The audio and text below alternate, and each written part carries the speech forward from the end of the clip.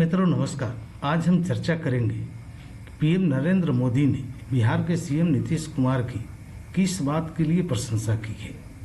आखिर इस तारीफ का निहितार्थ क्या है? क्या यह कारण है या किसी संदर्भ विशेष में उन्होंने नीतीश कुमार की तारीफ की है?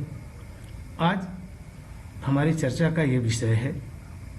हम जानना चाहेंगे कि इसके पीछे निहितार्थ क्या है, क्या तर्क है, प्रधानमंत्री ने नीतीश कुमार को सच्चा समाजवादी क्यों कहा है।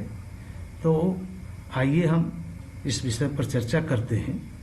आपसे आग्रह है कि कृपया इस चैनल को सब्सक्राइब करें, लाइक करें और अपने बहुमूल्य सुझाव दें।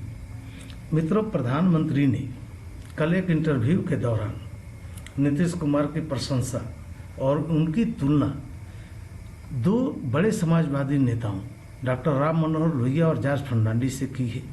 कहा जाता है कि प्रधानमंत्री नरेंद्र मोदी जब किसी व्यक्ति के बारे में कुछ कहते हैं तो पूरी तरह सुविचारित और दूरपरिणामी होता है।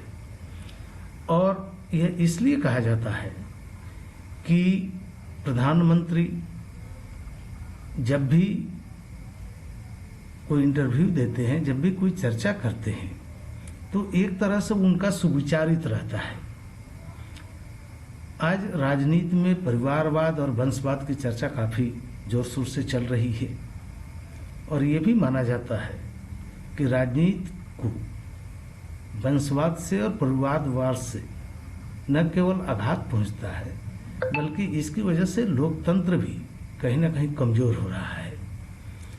ऐसे में प्रधानमंत्री का यह कहना कि नीतीश कुमार एक सच्चे समाजवादी हैं, इसके कहीं ना कहीं कोई गहरे अर्थ तो है। नरेंद्र मोदी ने कहा, एक सवाल के जवाब में उन्होंने दरअसल कहा कि क्या लोहिया जी का परिवार राजनीति में कहीं नजर आता है। फिर उन्होंने कहा, जॉर्ज फर्नांडिस का परिवार कहाँ नजर आता है। नीतीश कुमार मेरे साथ काम कर रहे हैं, क्या उनका परिवार कहीं नजर आ रहा है। यह कहने के पीछे उनका तर्क है कि राजनीति में जहां भी परिवारवाद हावी है या वंशवाद हावी है, वहां सामान्य कार्यकर्ताओं की अवहेलना होती है। सामान्य कार्यकर्ताओं की प्रतिभा को सम्मान नहीं मिल पाता है और ऐसे दल जो परिवारवाद से घिरे हैं, जो वंशवाद के आधार पर चल रहे हैं, वो कहीं ना कहीं अपने कार्यकर्ताओं और अपने पार्टी के समर्पित नेताओं की प्रतिभाओं का भी सम्मान नहीं कर पाते हैं और एक तरह से यह लोकतंत्र के लिए भी घातक है। इसीलिए उन्होंने राम मनोहर लोहिया की चर्चा की। उन्होंने एक सवाल उठाया कि क्या राम मनोहर लोहिया का परिवार कहीं राजनीति में नजर आता है। लोहिया प्रखर समाजवादी थे। इसी तरह जॉर्ज फर्नांडिस जो 74 के आंदोलन और उसके पहले से राजनीति में सक्रिय थे, बाद के दिनों में वे कई महत्वपूर्ण पदों पर रहे भारत सरकार में और उनकी राजनीतिक यात्रा लंबी रही और राजनीति में उनका योगदान भी काफ़ी महत्वपूर्ण है। लेकिन उन्होंने कभी अपने परिवार को आगे नहीं बढ़ाया। राम मनोहर लोहिया जी के बारे में ये कहा जाता है कि उन्होंने शादी नहीं की थी, उनका कोई परिवार नहीं था। फिर भी उन्होंने कभी अपने किसी प्रियजन स्वजन को और व्यक्तिगत प्रियता के आधार पर किसी को आगे बढ़ाने का कोई काम नहीं किया। उनके लिए अपनी पार्टी सर्वोपरि था और देश सर्वोपरि था। जॉर्ज फर्नांडिस ने तो शादी की थी, लेकिन उनके कोई उत्तराधिकारी राजनीति में नहीं है, ऐसा कोई उनका विचार भी नहीं था।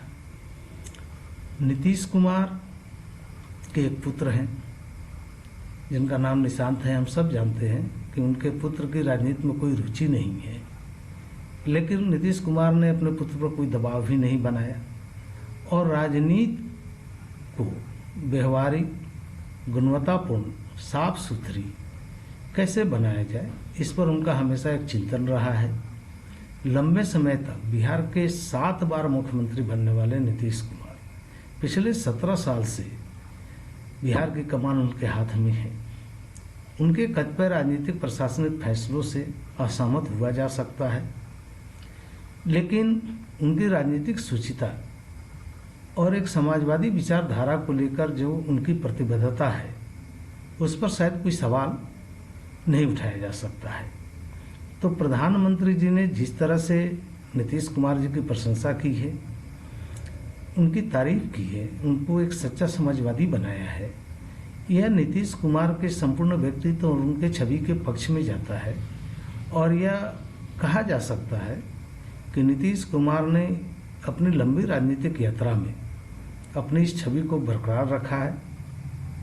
संभव है राजनीति में है तो उनके विरोधी भी होंगे, उनके समर्थक भी होंगे और इस आधार पर उनका मूल्यांकन भी कर रहे होंगे, लेकिन उनके विरोधी भी उनकी छवि को लेकर कोई सवाल खड़ा नहीं कर पाते हैं।